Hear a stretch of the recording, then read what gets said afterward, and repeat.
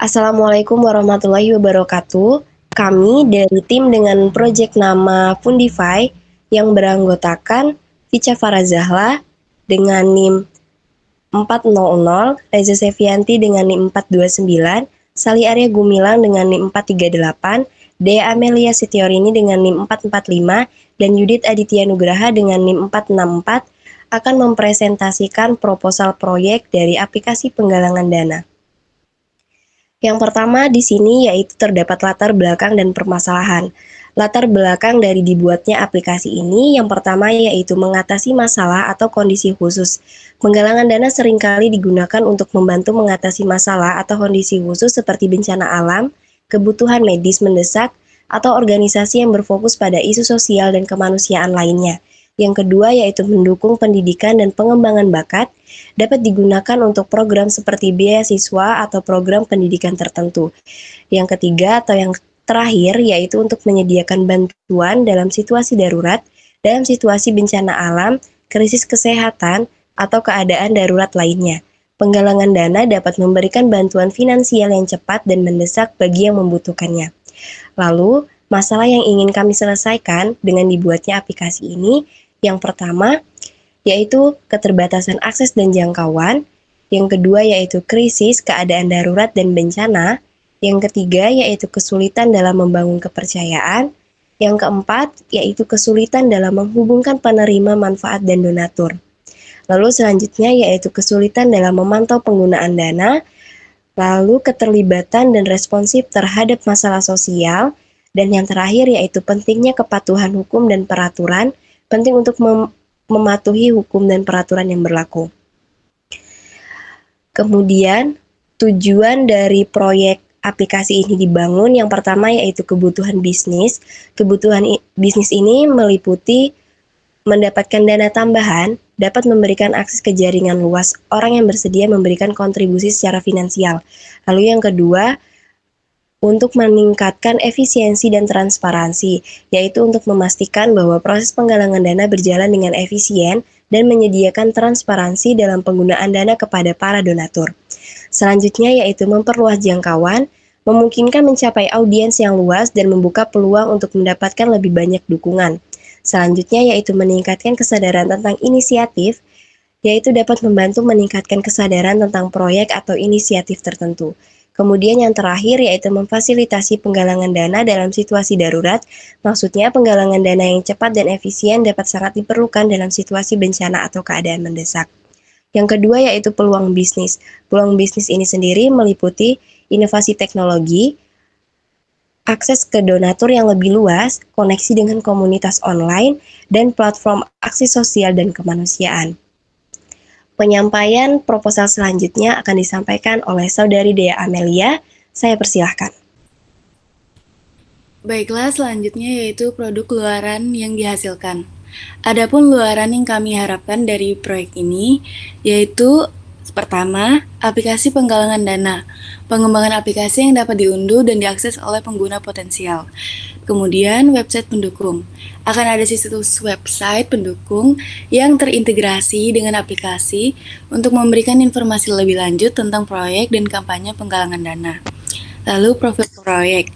Setiap proyek penggalangan dana memiliki halaman profil yang berisi informasi tentang tujuan, latar belakang, dan gambaran umum proyek. Kemudian profil organisasi atau pemilik proyek. Informasi tentang organisasi atau individu yang mengelola proyek, termasuk riwayat dan tujuan mereka. Lalu fitur penggalangan dana. Terdapat fitur-fitur untuk menerima donasi dari pengguna. Kemudian pemrosesan donasi. Sistem yang aman untuk memproses donasi dan menyimpan informasi keuangan yang relevan. Lalu manajemen donatur. Terdapat fitur manajemen donatur yang mencakup pengelolaan basis data, donatur, dan pelaporan donasi. Lalu pemantauan dan pelaporan donasi. Kemampuan untuk memantau dan melacak donasi secara real-time, serta menghasilkan laporan keuangan secara berkala. Kemudian papan tulis atau update proyek. Terdapat fitur yang memungkinkan pemilik proyek untuk membagikan pembaruan, foto, dan video tentang kemajuan proyek. Lalu fitur berbagi sosial, kemungkinan untuk berbagi informasi tentang proyek melalui media sosial untuk meningkatkan visibilitas dan partisipasi. Terdapat laporan keuangan transparan yang menyediakan laporan keuangan yang transparan dan mudah diakses bagi donatur dan pihak berkepentingan lainnya. Terdapat keamanan data.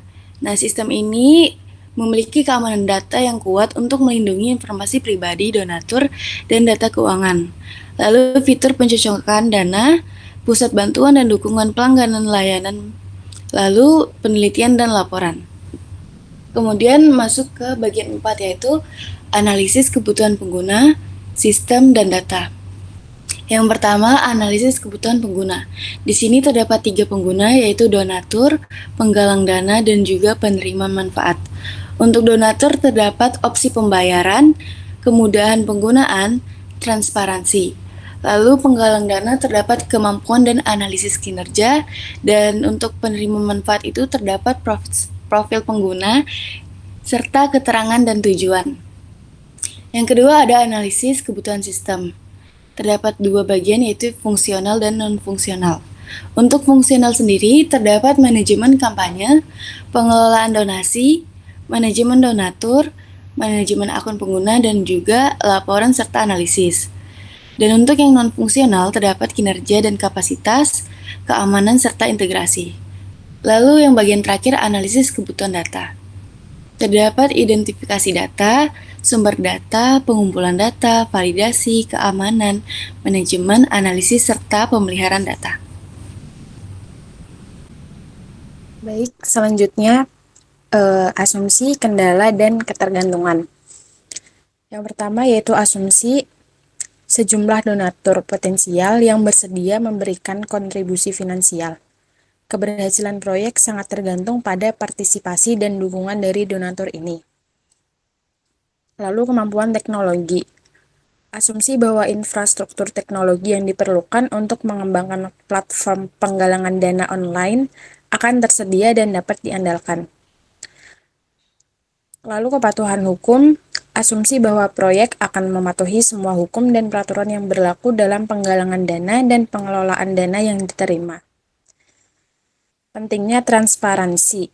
Asumsi bahwa para donatur dan penggalang dana akan menghargai tingkat transparansi yang tinggi dalam penggunaan dana yang terkumpul. Responsif terhadap situasi darurat. Asumsi bahwa platform Fundify akan dapat memberikan respons cepat dalam situasi darurat atau krisis kemanusiaan. Selanjutnya, kendala. Yang pertama yaitu kendala anggaran dapat mempengaruhi pengembangan dan operasional platform Fundify. Sumber daya terbatas mungkin membatasi kemampuan untuk mengatasi kebutuhan teknis dan promosi. Yang kedua, waktu menjadi faktor kritis, terutama jika proyek berusaha untuk merespons situasi darurat. Penundaan dalam pengembangan platform dapat berdampak pada efektivitas proyek. Yang ketiga, pengembangan platform Fundify mungkin menghadapi kendala teknis yang kompleks, seperti integrasi dengan sistem pembayaran atau perlindungan data pribadi. Selanjutnya, ketergantungan. Yang pertama, keberhasilan proyek sangat bergantung pada ketersediaan sumber daya teknologi, termasuk perangkat keras dan perangkat lunak yang diperlukan untuk mengembangkan dan menjalankan platform Fundify. Yang kedua, proyek tergantung pada partisipasi aktif donatur. Tanpa donatur yang bersedia memberikan kontribusi, proyek tidak akan berhasil. Yang ketiga, ketergantungan pada pemahaman yang baik tentang peraturan hukum yang berlaku dalam penggalangan dana dan penggunaan dana yang terkumpul. Yang keempat, kualitas manajemen proyek yang baik diperlukan untuk mengatasi berbagai kendala yang mungkin timbul selama proyek berlangsung. Yang kelima, kemampuan platform Fundify untuk merespons situasi darurat bergantung pada pengembangan teknologi dan rencana darurat yang ada. Yang keenam, dalam situasi darurat, ketergantungan pada donatur yang bersedia memberikan dukungan finansial dalam waktu singkat menjadi sangat penting. Yang ketujuh, ketergantungan pada kemampuan tim proyek untuk mengelola dan mengembangkan platform Fundify dengan efisien dan efektif. Yang kedelapan, ketergantungan pada infrastruktur komunikasi yang dapat mendukung platform Fundify. terutama jika proyek berfokus pada koneksi dengan komunitas online. Selanjutnya yaitu struktur organisasi proyek yang berisi identifikasi pemangku kepentingan utama dan anggota tim berdasarkan fungsi, nama, dan peran. Yang pertama yaitu Project Manager yang dipegang oleh Reza Sevianti. Ia berfungsi untuk pengelolaan keseluruhan proyek, termasuk perencanaan, pengawasan, dan koordinasi tim. Memastikan bahwa proyek berjalan sesuai rencana dan mencapai tujuan yang ditetapkan. Lalu selanjutnya terdapat programmer yang dipegang oleh Salih Arya Gumilang yang berfungsi untuk pengembangan perangkat lunak aplikasi Fundify. Menerjemahkan konsep dan desain ke dalam kode komputer yang berfungsi. Selanjutnya ada UI UX yang dipegang oleh Dea Amelia Setiorini yang berfungsi untuk merancang antarmuka pengguna dan pengalaman pengguna untuk aplikasi Fundify. Memastikan aplikasi memiliki tampilan dan interaksi yang menarik serta mudah digunakan. Selanjutnya yaitu data analis yang dipegang oleh saya sendiri, Vica Warazahla, yang berfungsi untuk menganalisis data terkait dengan penggalangan dana melalui aplikasi Fundify. Mengumpulkan, menganalisis, dan menyajikan data yang relevan untuk membantu dalam pengambilan keputusan proyek.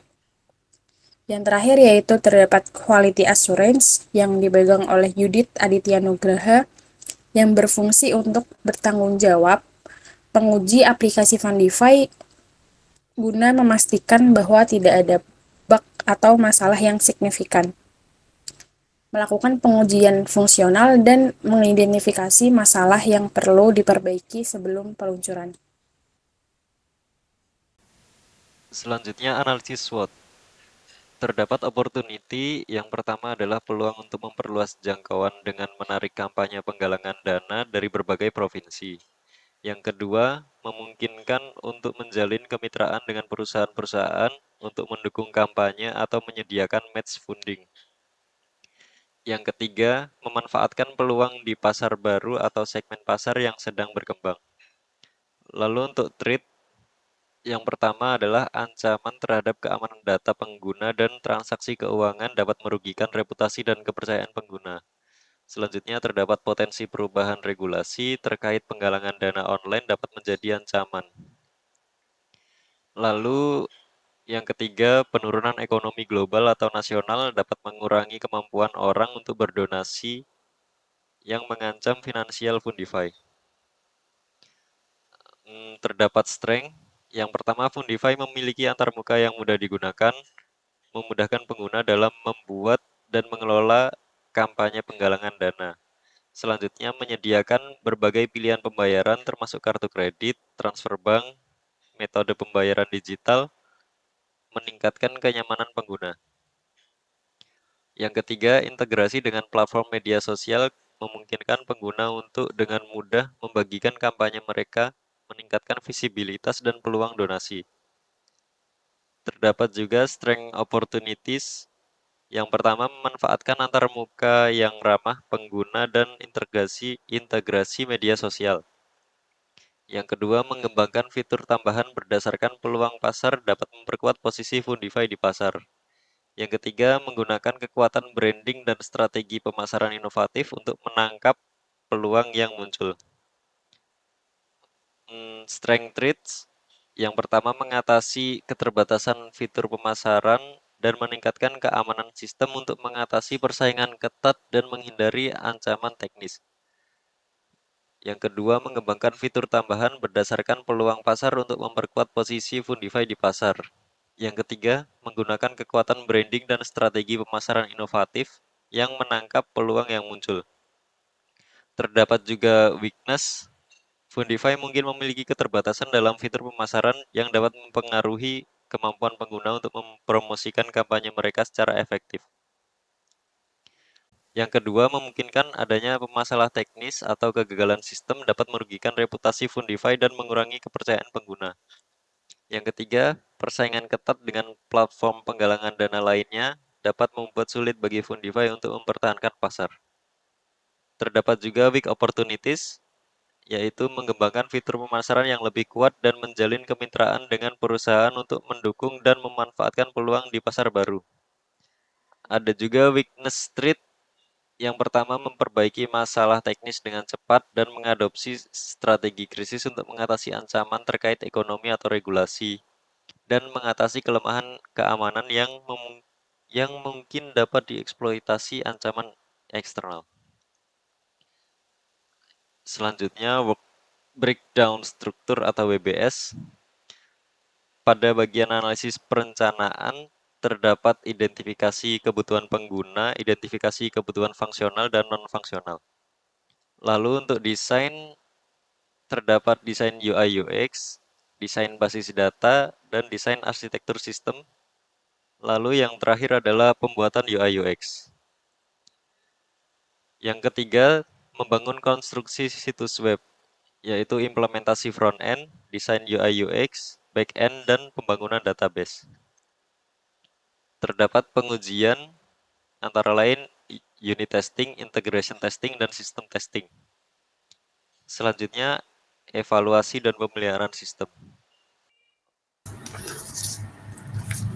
Baik, selanjutnya terdapat Gantt chart yang digunakan untuk menggambarkan jadwal dan tugas selama siklus proyek itu berlangsung. Di sini terdapat beberapa bulan yang kami rencanakan, yang dimana di bulan pertama dilakukan oleh data analis yang melakukan identifikasi kebutuhan pengguna, identifikasi kebutuhan fungsional. Juga di bulan kedua terdapat identifikasi kebutuhan non fungsional. Selanjutnya di bulan ketiga yang dilakukan oleh desainer yang melakukan desain UI UX, kerangka kerja, desain basis data, desain skema, diagram aliran, desain arsitektur, menentukan komponen sistem, memilih teknologi, dan pembuatan atau implementasi dari UI UX-nya. Selanjutnya di bulan ke-4 akhir hingga bulan ke-6 akhir yang dilakukan oleh programmer, yang dimana melakukan implementasi front-end, implementasi back-end, dan pembangunan database. Setelah proses tersebut, kita melakukan pengujian yang dilakukan oleh Quality Assurance, yang melakukan unit testing, integration testing, system testing, dan setelah semua proses itu berlangsung dan mendeploy aplikasinya, lalu dilakukan pengembangan sistem yang dilakukan oleh semua anggota. Selanjutnya terdapat tabel rencana pembiayaan dari WBS yang telah disampaikan sebelumnya, di mana kami merencanakan pada tahap analisis dan perancangan yang melakukan identifikasi kebutuhan pengguna sebesar Rp200.000, identifikasi kebutuhan fungsional Rp250.000, dan identifikasi kebutuhan non fungsional senilai Rp200.000. Selanjutnya pada tahapan desain, untuk mendesain UI UX sebesar Rp230.000, melakukan kerangka kerja Rp150.000, desain basis data Rp210.000, desain skema Rp270.000, diagram aliran data Rp75.000, desain arsitektur Rp115.000, dan menentukan komponen sistem Rp175.000, memilih teknologi Rp100.000, dan pembuatan UI UX-nya sebesar Rp350.000. Untuk tahap yang ketiga, untuk pembangunan konstruksi situs web, memakan biaya Rp500.000 untuk implementasi front-end, Rp500.000 juga untuk back-end, dan Rp260.000 untuk pembangunan database. Selanjutnya pada tahap pengujian, terdapat Rp250.000 untuk unit testing, Rp275.000 untuk integration testing, dan Rp140.000 untuk sistem testingnya. Dan untuk pengembangan sistem atau pemeliharaan memakan biaya sekitar Rp500.000 yang kami rencanakan, dan dengan demikian total yang kami butuhkan untuk aplikasi tersebut direncanakan sebesar Rp4.750.000. Mungkin itu yang kami rencanakan untuk rencana pembiayaan pembuatan aplikasi tersebut. Terima kasih atas penyampaiannya. Itu saja penyampaian proposal proyek dari aplikasi penggalangan dana dari tim kami. Kami akhiri, wassalamualaikum warahmatullahi wabarakatuh.